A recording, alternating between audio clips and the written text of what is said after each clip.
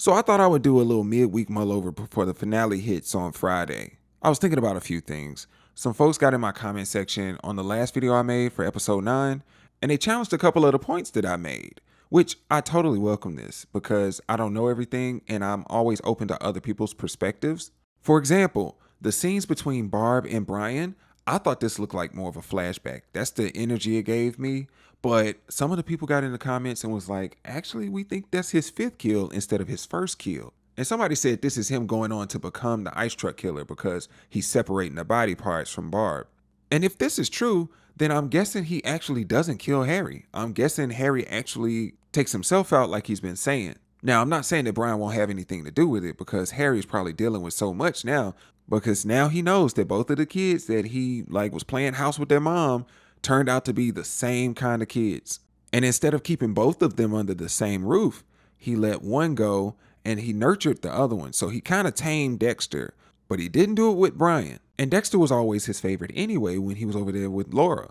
And I think Brian actually recognized that and internalized some of that rejection and the fact that people elevated Dexter over him a lot. And even when they were in the storage container and you saw that Brian actually had Dexter in his arms and Harry ripped him from his arms pretty much and carried Dexter out. You can see on his face, what's going on? And then you think about the foster care situation where Brian was over there ear hustling and he heard them say, hey, we got to get rid of Brian. And even though he might have internalized all that pain and hurt, it comes out in different ways. It don't come out toward Dexter. He loves Dexter more than anything in the world. Yeah, the problem isn't with Dexter. The problem is with the other people. Now, Doris was right to part ways with Brian in that situation because he tried to smother Deb. And I get it because the mom already lost one baby due to account of Harry being stupid and negligent. I bet she was like, I'll be damned if I lose another baby due to Harry's mistakes. And make no doubt about it, this is definitely on Harry because he and Laura decided to cozy up together knowing full and well what the ramifications of their behavior was going to be. But they did it anyway. And we all know what happened to Laura in the last episode. She was up in that storage container looking all bon appetitish. Bon appetit, baby.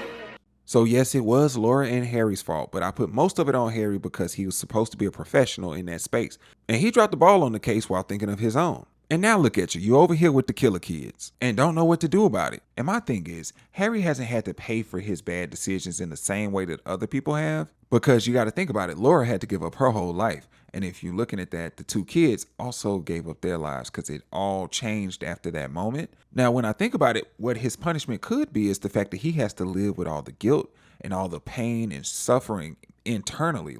The mental part of things is very heavy. Maybe the torment that he has to deal with is dealing with that path of destruction that he created along the way. So maybe that's going to become too much at one point and he's just like, hey, you know what? I can't even carry this no more. So maybe that will be why he actually ends it all. Now let's go back to Brian real quick, because if this is actually a current scene and not a flashback, this could leave a space open for a Brian origin story if they wanted to tell one. So another point that somebody brought up is the fact that Dexter actually took a huge risk by letting Captain Spencer go. Now, I agree with this, but Dexter has always been audacious though.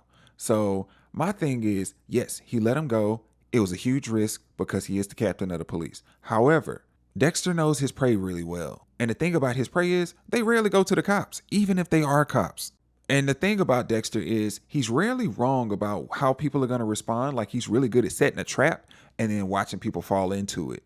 But another thing about him is he's in his 20s. So of course he's going to make this choice and maybe a possible mistake, but he has to make them. And Dexter's really lucky. If you pay attention to his story, a lot of times he does get very lucky. Something will happen to the person that he's chasing if they got away, or something would happen in his favor. I even made a thumbnail for one of the videos I did for this season reviews. It's just saying that he's lucky, because I'd be damned if you come in my house and take something out my shredder and don't put it back. I'm still feeling some kind of way about him doing that to Mad Dog. Even Mad Dog getting hit by that truck, he was lucky. There are rare occasions where this actually works in the opposite direction for Dexter, like the Trinity Killer getting Rita. That was crazy. What's the other one? I think Deb got caught up from him being negligent. He's been a little reckless his whole life, and I will attribute some of that to Harry, but some of that is just very much so Dexter. I mean, he also had a mom that was a little reckless too. Because had she been on the up and up, she might not have got picked up to be on that Strata case in the first place had she not been out there in them streets trying to sell that product. So this is kind of normal Dexter behavior in my opinion. Now, the captain, he doesn't seem very smart. At least he's not smarter than Dexter, in my opinion. Because, first of all, how does your son know that it's you when you have on a mask? Are you wearing the same cologne or something, like aftershave? Like, how does he know? Because you're not supposed to be talking to him. So how does he know this? Clearly, he's in the running for America's dumbest criminals. And sure, he could turn in Dexter and say that he tried to kill him, but who gonna think that the forensics guy got hands like that? They don't think he's squabbling up like that. And sure enough, we saw that he had a nice little body on him. But Miami Metro is none the wiser. Those folks are still clueless about Spencer.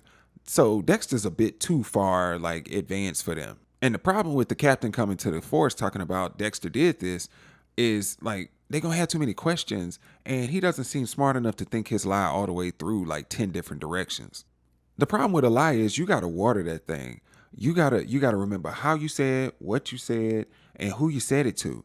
That's just too much work. The truth don't need no sauce or seasoning. So you're gonna have to eventually get to the point where you tell him why Dexter did what he did. And the story gotta be airtight, because you know Dexter gonna have proof. You can't go after the guy that handles the evidence. The crew gonna be like, we don't believe you. You need more people. And he's Harry's son, so you know people love Harry for whatever reason they have. But he might be the only person that believes you, but you know he's not gonna tell on Dexter. Look, maybe that's what he finds out. Maybe Spencer says, hey, your son is crazy, and he tried to kill me. And maybe they get into it after that. I don't know what's to come, but I'm excited about the finale. I just don't want the writers to blow it. Anyway, thank y'all for watching, and I will see y'all in the next review.